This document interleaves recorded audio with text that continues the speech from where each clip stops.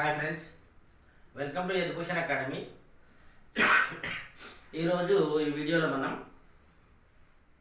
Subject మూడవది ప్యాథాలజీకి సంబంధించినటువంటి introduction. ఇందులో ఏమేమి టాపిక్స్ ఉన్నాయి, ఏమేమి సబ్ టాపిక్స్ ఉన్నాయి, ఎన్ని యూనిట్స్ ఉన్నాయి మనము తెలుసుకుందాము.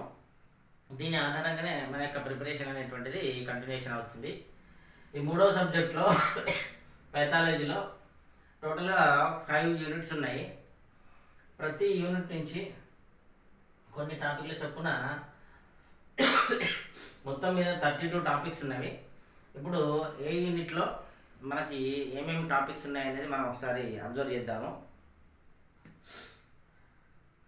ఫస్ట్ యూనిట్ ప్యాథాలజీ సబ్జెక్ట్లో ఫస్ట్ యూనిట్ పేరు క్లినికల్ ప్యాథాలజీ. ఇందులో మొత్తము 6 టాపిక్స్ ఉన్నాయి. ఈ 6 topics urine collection, physical and chemical examination.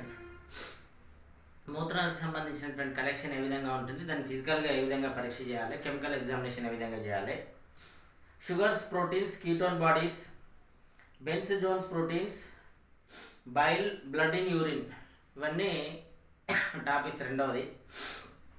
Next microscopic examination formed elements, ఇది మూడవ topic.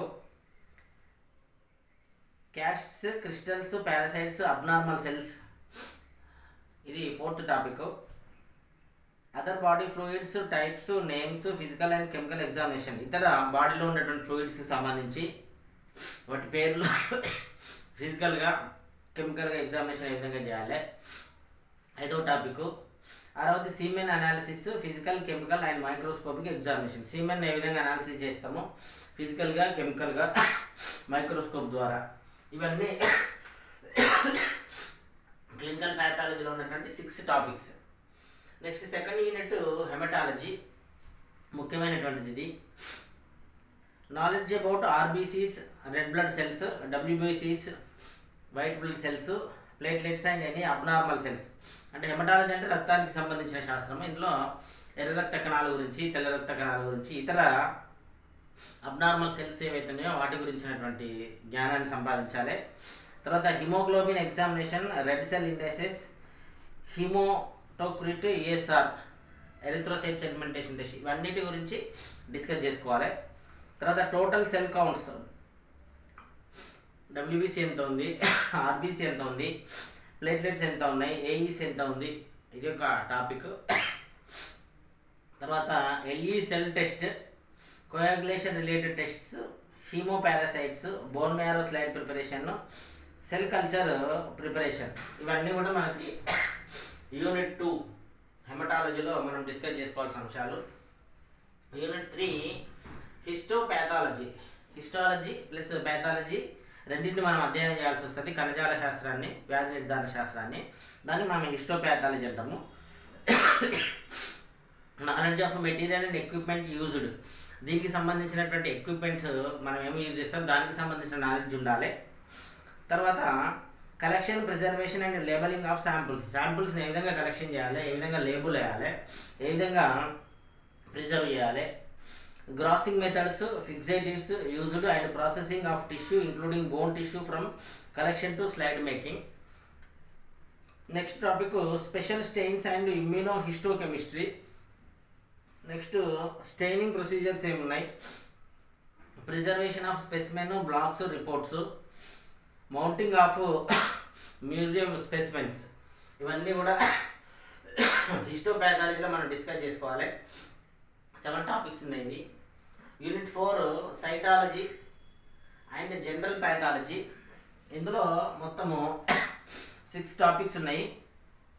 Different types of techniques and equipment used to obtain materials including various guided methods, FNAC, imprint smear, vaginal smear, buccal smear, cytosmears, various staining methods, different reagents in pathology used in pathology, preparation of fluids for cytological examination, transport of specimen, preservation of samples, reports, records, ఇవన్నీ మనకు సాధారణమైనటువంటి భాష ఉంది కాబట్టి ఇబ్బంది ఏం లేదు. Disposal of waste, infected material, అంటే మనకు ల్యాబొరేటరీలో పరీక్ష చేసిన తర్వాత వచ్చినటువంటి ఆ వేస్టేజ్ ఏదైతుందో దాన్ని ఏ విధంగా డిస్పోజ్ చేయాలి అనేటువంటిది మనం ఆ టాపిక్స్ అన్నీ ఇందులో యూనిట్ 4లో డిస్కస్ చేసుకోవాలి. 6 టాపిక్స్ ఉన్నాయి. యూనిట్ 5లో immunohematology, material and methods used in blood banking, blood బ్యాంకుకి సంబంధించినటువంటి మెటీరియల్ మెథడ్స్, తర్వాత blood grouping techniques, ABO system and R S system, blood grouping సిస్టమ్కి సంబంధించిన సమగ్రమైన అవగాహన పెంచుకోవాలి. తర్వాత donors selection, storage and processing of blood bags, blood బ్యాగ్స్ని ఏ విధంగా స్టోరేజ్ చేయాలి, దాన్ని ఏ విధంగా ప్రాసెస్ చేయాలి, blood bags grouping, quality control test and labelling, direct and indirect Coombs test, antibody టిట్లర్స్, problem in blood grouping and cross matching. ఇవంతా కూడా ఇమ్యూనో హెమటాలజీ మనం డిస్కస్ చేసుకోవాలి. ఇందులో 7 టాపిక్స్ ఉన్నాయి. మొత్తము 7, 13, 20, 26, 32 టాపిక్స్ ఉన్నాయి. पैथालजी చాలా ముఖ్యమైనది. మనకు ఎగ్జామినేషన్ పాయింట్ ఆఫ్ వ్యూలో ఇచ్చినటువంటి సిలబస్ ప్రకారం తప్పనిసరిగా మనం each and every topic discuss చేసుకుంటాము. ఆ టాపిక్ పైన వీడియో ఉంటుంది. అది ఏదైతే క్లాస్లో వీడియో చెప్తామో అందులో చెప్పింది సినాప్సిస్ రూపంలో మళ్ళీ యాప్లోనే మీకు ఈబుక్ ఫార్మాట్లో, ఈ టెక్స్ట్ ఫార్మాట్లో పెడతాం. దాన్ని చదువుకోవాల్సి వస్తుంది మీరు. తర్వాత వీటికి సంబంధించినటువంటి టెస్ట్స్ కూడా టెస్ట్ సిరీస్ దాంట్లో మనం పెడతాము. అంటే మీరు ఎప్పుడు ఎగ్జామినేషన్ పాయింట్ ఆఫ్ వ్యూ ఎట్లా ఉండాలంటే సబ్జెక్ట్ని కంటెంట్ని వీడియోస్ రూపంలో అర్థం చేసుకోవాలి. వీడియో చూడాలి, చూసిన తర్వాత అర్థం చేసుకొని అందులో ఇంపార్టెంట్ పాయింట్స్ని షార్ట్గా కంపల్సరీగా నోట్స్ రాసుకోవాలి. నోట్స్ రాసుకోకుండా మనం ఎగ్జామినేషన్స్ ఎదుర్కోలేము కాంపిటేటివ్ని. లాస్ట్ మూమెంట్లో మనకు రాసుకున్నటువంటి నోట్సే 2 సార్లు 3 సార్లు రివిజన్ చేయడానికి పనిచేస్తుంది. తర్వాత మేము ఇచ్చిన నోట్స్ని కూడా చదువుకోవాలి. అందులో ఏమైనా ఎక్స్ట్రా పాయింట్స్ ఉంటే వాటిని కూడా మీరు మీ యొక్క నోట్స్లో మళ్ళీ రాసుకోవాలి. తర్వాత టెస్ట్స్ రాయాలి. టెస్ట్లో 1, 2 సార్లు 3 సార్లు రాయాలి. 20 మార్కులు ఉన్నాయి అనుకోండి, కనీసం 15, 14 వచ్చేంత వరకు రాయాలి. మనం సబ్జెక్ట్ మర్చిపోతూ ఉంటాం కాబట్టి తరచూ రివైజ్ చేయాలి. ఇది మనకు సబ్జెక్ట్ 3 ప్యాథాలజీకి సంబంధించిన introduction, topics and sub topics. ఇక్కడికి పాయింట్స్ నోట్ చేసుకోండి.